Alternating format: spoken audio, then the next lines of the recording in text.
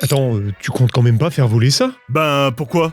Regarde la Aleph Model A, la toute première voiture volante, capable de décoller pour atterrir 1,5 km plus loin. Ils ont même commencé la production en décembre 2025. Ouais, enfin, c'est juste un énorme drone à 4 roues. Regarde la carrosserie, une coque vide en impression 3D pour être la plus légère possible. Aucune protection en cas d'accident. Et ils vendent ça 300 000 $, alors qu'elle dépasse pas les 40 km/h sur route. Je suis sûr qu'on peut faire mieux. Comment conduira-t-on demain? Est-ce que les voitures volantes peuvent exister? Essayons de voir à quoi ressembleront les véhicules du futur.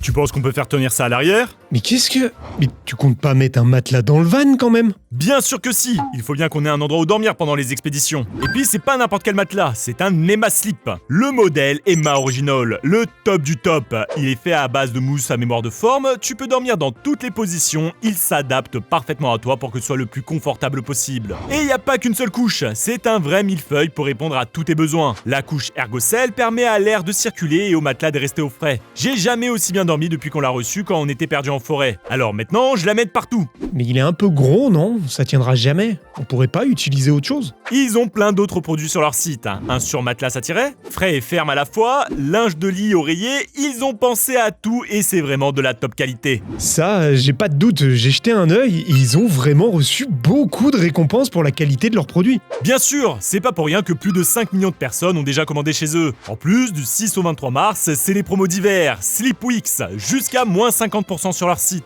Avec le code ScienceTrash, c'est 10% de réduction en plus sur la même période, valable uniquement sur les produits en promotion. À ce prix-là, c'est dommage de pas leur donner une chance, surtout que les matelas sont garantis 10 ans avec les retours gratuits jusqu'à 100 nuits d'essai. Vos autos vont disparaître. Une voiture vous coûte 500 € par mois. Réparation, parking, carburant et le prix d'achat lissé sur le temps. Alors que vous ne l'utilisez jamais. 1h12 par jour en moyenne. 95% du temps, elle reste sur une place de parking. C'est pour résoudre ce gâchis que les voitures collectives voient le jour. Et bien sûr, le but c'est qu'elles soient complètement autonomes. Vous commandez votre course et après vous avoir déposé, elles peuvent récupérer quelqu'un d'autre. 10% de véhicules autonomes suffirait à réduire les embouteillages de 20%.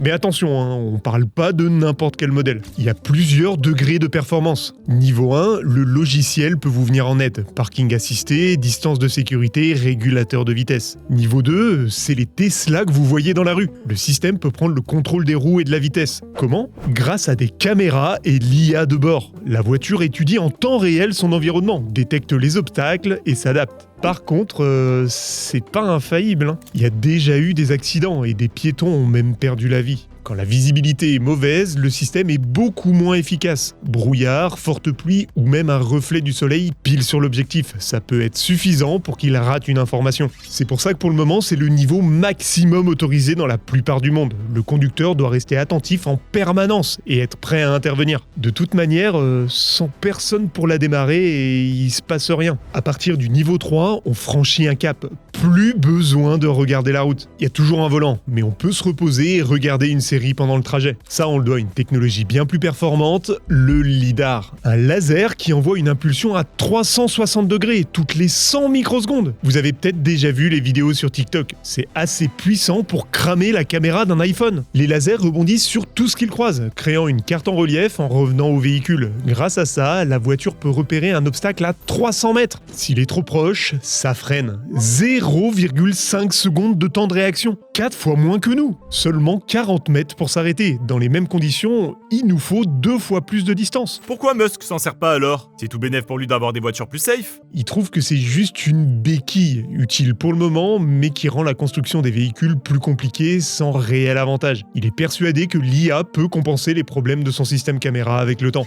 Ouais, en gros, ça coûte plus cher, donc c'est pas assez rentable pour lui. Et exactement, pour le moment, ce genre de voitures sont rares. Peu de constructeurs ont réussi à atteindre ce niveau. Et Tesla n'en fait même pas partie. Ils ont bien des modèles, mais pas jugés assez sûrs pour avoir le droit de sortir des zones de test. Et même une fois validées, elles peuvent pas rouler partout. Seulement dans quelques pays ayant donné leurs accords. Et surtout dans des grandes villes ou des zones très restreintes, avec des limitations de vitesse basse pour éviter les problèmes. Pour atteindre le niveau 4, les critères sont encore plus difficile, capable de prendre des décisions par elle-même. On peut toujours passer en mode manuel, mais si personne ne regarde la route, vous arrivez quand même à votre destination. Pour le moment, les champions dans le domaine, c'est eux, Waymo. Jamais entendu parler ? Plus de 2000 taxis autonomes qui patrouillent Los Angeles et 5 autres villes américaines. Une entreprise chinoise est juste derrière, avec 10 villes desservies, mais moitié moins de véhicules à disposition. Vous commandez un trajet grâce à l'appli et la voiture arrive toute seule. En un an, ils sont passés de 100 000 à plus de 450 000 courses par semaine. Et ils visent le million d'ici la fin de l'année. Niveau perception de l'environnement, c'est le top. Ils utilisent les technologies laser, caméra et radar en même temps pour être sûr de rien rater. Bon, après, il y a quand même un opérateur qui peut prendre le contrôle à tout moment. Une sécurité supplémentaire au cas où tout déraille. Par contre, vous irez pas très loin avec ça. Là encore, les zones d'action sont restreintes. Pourtant, d'ici 4 ans, il pourrait bien représenter 15 à 20% du trafic total. Grâce à la communication sans fil, il pourrait même se reconnaître et conduire en flotte. 5 véhicules qui se suivent et qui se tiennent informés pour éviter les risques. Pratique pour le transport des marchandises par camion. Pour le dernier niveau, il y aura même plus besoin de volant, de levier de vitesse ou de pédale. Plus aucune intervention humaine possible et plus de contraintes géographiques. C'est exactement ce qu'il nous faut pour le van. On aurait juste à lui demander la destination et on pourrait mener nos expériences à l'arrière pendant le trajet. Le problème, c'est que ce genre de véhicule, on n'en trouve pas. Il y a des prototypes, mais pour le moment, aucun n'a le droit de sortir des zones de test. Et ça doit coûter une fortune. Pour le moment, mais les compagnies déboursent sans compter pour atteindre cet objectif. 1,95 milliard en 2024. 39 fois plus d'ici 2030. La technologie dans le domaine évolue rapidement. Un lidar, c'était 75 000 $ quand Google a lancé sa première voiture. Aujourd'hui, c'est entre 500 et 1000 $. Les labos travaillent sur la miniaturisation et le gain de performance, tirant les prix à la baisse. Un seul véhicule autonome, c'est entre 28 000 et 100 000 $. Dans 10 ans, les prix auront baissé de 50 à 70%. Mais t'en fais pas, j'ai déjà trouvé la solution. Une entreprise canadienne vend des kits. Laser, capteurs, logiciels prêts à l'emploi. Grâce à ça, une usine peut transformer sa production de voitures classiques en véhicule autonome de niveau 4. Pas moyen d'upgrade une voiture déjà en circulation. Mais ça devrait être largement suffisant dans notre cas. Est-ce que les voitures volantes verront le jour ? On a tous rêvé d'avoir notre propre DeLorean. Dans le film, il l'annonce pour 2015. On attend toujours. Je vais pas vous mentir, on en est loin. Ce qui y ressemble le plus, c'est ça. La Aircar de Klein Visions, un modèle slovaque. 1000 km d'autonomie pour 250 km/h de vitesse de croisière. Entièrement repliable en 2 minutes pour continuer son chemin sur la route. C'est un permis de pilote qu'il te faut pour conduire ça. Regarde le volant. C'est bien le problème. Il faut 300 mètres de piste pour pouvoir décoller. En plus, elle fait 8 mètres d'envergure. Imagine si quelqu'un décide de déplier les ailes en plein milieu des bouchons ? Sans piste d'atterrissage, impossible. Ça limite vachement les possibilités. C'est pour ça que les entreprises se concentrent plutôt sur une autre technologie, le VTOL. Décollage vertical. Comme un avion de chasse. Vous avez déjà vu un F-35 s'envoler ? Comment un engin de 19 tonnes réussit à quitter le sol sans prendre d'élan ? Vous voyez les espèces de petits pots d'échappement là sur le côté ? En tout, il en a 4. L'air est aspiré au nez de l'avion et passe dans les compresseurs. Les deux à l'avant la recrachent à basse pression alors qu'au centre c'est sous haute pression. Ça génère une force de 150% du poids de l'appareil. Assez pour s'arracher à la gravité. Tout ça grâce à son réacteur, le Rolls-Royce Pegasus. Croyez-moi, vous voulez pas mettre ça sur une Twingo. Il mesure 3 mètres de haut pour 1,20 m de diamètre et il pèse 1,8 tonnes. C'est le poids de la voiture à lui tout seul. Au décollage, 125 kg de kérosène à la minute, avec des gaz à la sortie qui atteignent entre 600 et 1000 degrés Celsius. T'imagines traverser le passage piéton derrière ça ? Pas le choix. Il faut se rabattre sur des technologies plus simples, comme celles utilisées pour les drones. Et il y a de la compétition pour réussir. Le budget augmente de 34% chaque année. D'ici 10 ans, il dépassera les 9 milliards. Il y a déjà des résultats prometteurs ? Bien sûr, je vous présente l'Aero HT, un modèle chinois. On dirait le Cybertruck de Tesla, ça décolle ce truc ? Non, mais il est vendu avec un module annexe, un véritable hélicoptère rétractable qui tient à l'arrière. Avec ça, tu peux voler sur 1000 km avant de faire le plein. Et surtout, prendre des raccourcis de malade pour aller où tu veux. Pas besoin de route, tu traces une ligne droite. Comme ils ont déjà obtenu les certifications de vol, ils ont ouvert les précommandes. Plus de 5 000 à 280 000 $ l'unité. livré fin 2025. Ouais, bon, ils ont été un peu ambitieux. La production a été retardée, mais pas annulée. Ils comptent bien remplir leur première livraison cette année. D'abord, limité à des zones très spécifiques, ça devrait s'étendre petit à petit. Et les villes se préparent déjà. Vous vous souvenez des taxis volants des JO? La start-up allemande qui les a créés n'a pas reçu les certifs à temps. Leur coup de com' est tombé à l'eau, ça les a menés à la faillite. Pourtant, le modèle fonctionne. L'objectif, fournir des taxis volants dans toutes les grandes villes. Et il y a du boulot. C'est un vrai réseau qui doit se mettre en place, avec les infrastructures qui vont avec. Zone de maintenance et de recharge, tour de contrôle urbaine pour gérer le trafic, mais aussi des vertiports. C'est déjà en projet dans les villes les plus avancées. Dubaï ou Abu Dhabi devraient ouvrir les leurs en 2026. Chicago a terminé la construction du sien, et Pontoise aussi. Oui, on a un vertiport en Île-de-France, le tout premier d'Europe. Une quinzaine de villes à travers le monde ont déjà commencé à préparer le terrain pour développer leur réseau aérien. Aujourd'hui, on compte une cinquantaine de projets en cours de réalisation, mais d'ici 2030, il y en aura plus de 1500. Une ville comme Toulouse compterait entre 22 et 45 zones dédiées. Pour Madrid, ça irait de 100 à 200. Bon, par contre, avant que ça arrive, faut déjà que les modèles atteignent le niveau 5. Personne veut voir Monsieur Michou rentrer du PMU en zigzagant entre les buildings. Il y a aussi la pollution sonore et le fait que quelqu'un peut passer devant votre fenêtre à n'importe quelle heure, même si vous êtes au 12e étage. Et en cas d'accident, est-ce que les appareils pourront se poser sans dégâts pour les personnes en dessous? C'est pour ça que même si des modèles existent déjà, ils peuvent pas encore parcourir nos rues. Il y a encore beaucoup de questions en suspens pour permettre leur utilisation sans danger. Le carburant du futur.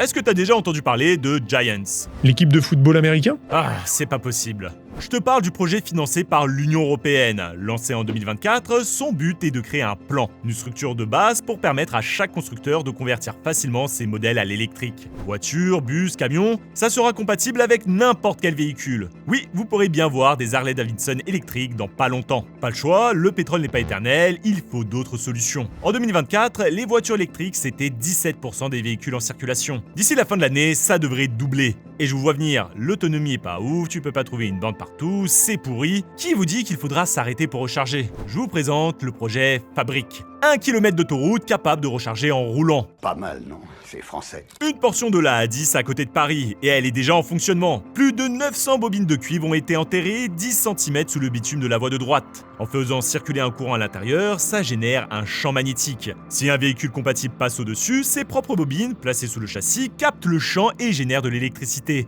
C'est exactement la même chose lorsque vous chargez votre téléphone par induction. Sauf que là, ça fonctionne même à 100 km/h. Et on n'est pas les seuls. En Italie, ils ont 30 km d'autoroute câblée permettant aux camions électriques de se recharger en roulant. Allemagne, Pays-Bas, Suède, de nombreux pays européens ont lancé des projets similaires. En plus, les clichés sur l'autonomie des batteries sont révolus. Les technologies ont changé, elles sont devenues plus denses. En 2010, c'était 120 km grand max avec une charge complète. Aujourd'hui, on est à 800, presque autant qu'un diesel. Pareil pour les stations de rechargement, 113 fois plus en 15 ans. Vous pouvez vous rendre partout en France, vous trouverez forcément un endroit pour faire le plein. Et pas la peine de sortir l'excuse du temps de recharge. Les modèles récents mettent 15 minutes pour passer de 10 à 80%. Pile le temps de faire une petite pause avant de reprendre la route. Et elle continue de gagner en puissance. Une batterie lithium classique, c'est des ions qui traversent un liquide pour forcer les électrons à prendre un autre chemin et alimenter toute la voiture. Sauf que ça peut poser des problèmes. On se souvient tous des Samsung en 2016. Mais les chercheurs ont trouvé une technique plus efficace. Plus de liquide entre la borne, plus et moins.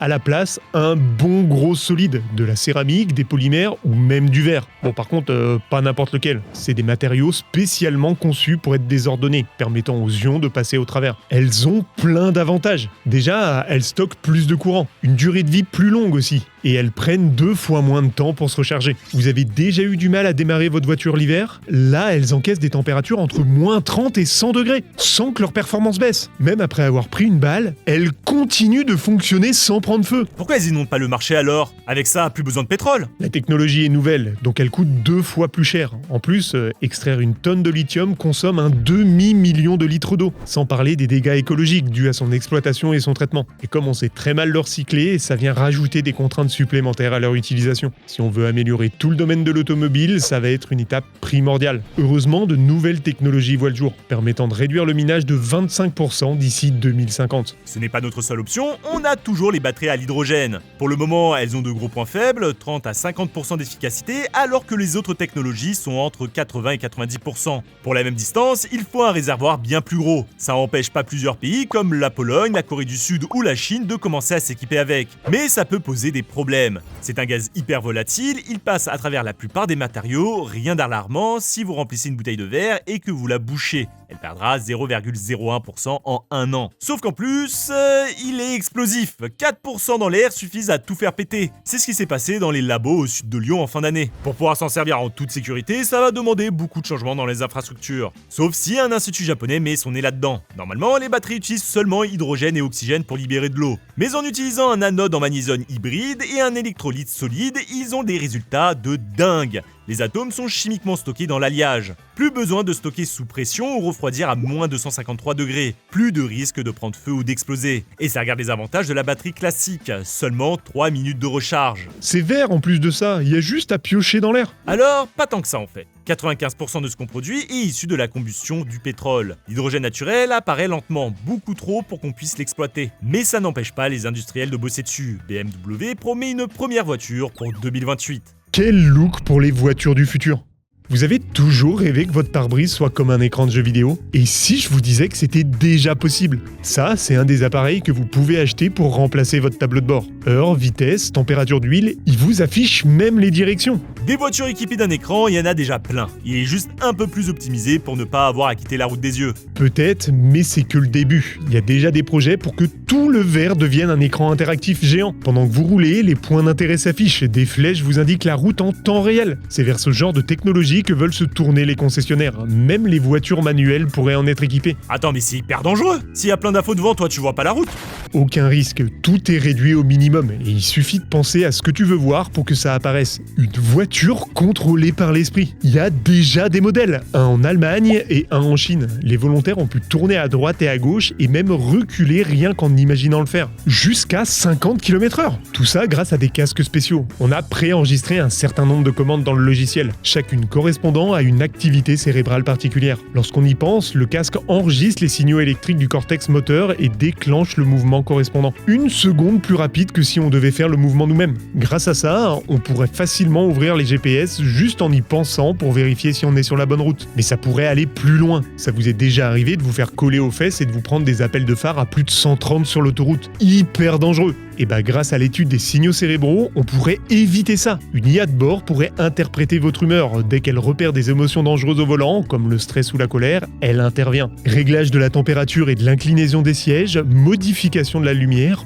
petite musique douce pour vous détendre. Le but est de réduire au maximum la prise de mauvaises décisions et les comportements à risque. Oh, je suis bien là. Un accident mortel sur 4 en France est dû à l'alcool. 3 fois plus de risque de décès si l'un des conducteurs a bu. Et là aussi, le futur pourrait avoir la solution. Détection de fréquence cardiaque dans la poignée de porte, analyse d'air pour détecter l'alcool. La voiture refuse de démarrer si les signaux ne sont pas au vert, sauvant de nombreuses vies et peut-être la vôtre.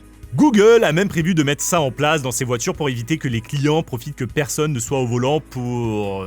Bref. En même temps, on pourrait les comprendre, les matériaux changent aussi. Cadillac se tourne vers des sièges faits en cuir de champignons, de la haute qualité tout en restant responsable. Et fini le plastique un peu partout. Maintenant, on se tourne vers les biopolymères, à base de maïs, de canne à sucre ou d'algues. Bon, le souci c'est que certains sont biodégradables. T'as pas vraiment envie de passer à travers le plancher de ta voiture en plein milieu de l'autoroute. D'autres par contre, comme le biopolyéthylène, représentent de vraies alternatives. Le souci c'est qu'on n'arrive pas encore à obtenir les mêmes performances en termes de résistance et de durabilité, et ça coûte encore cher.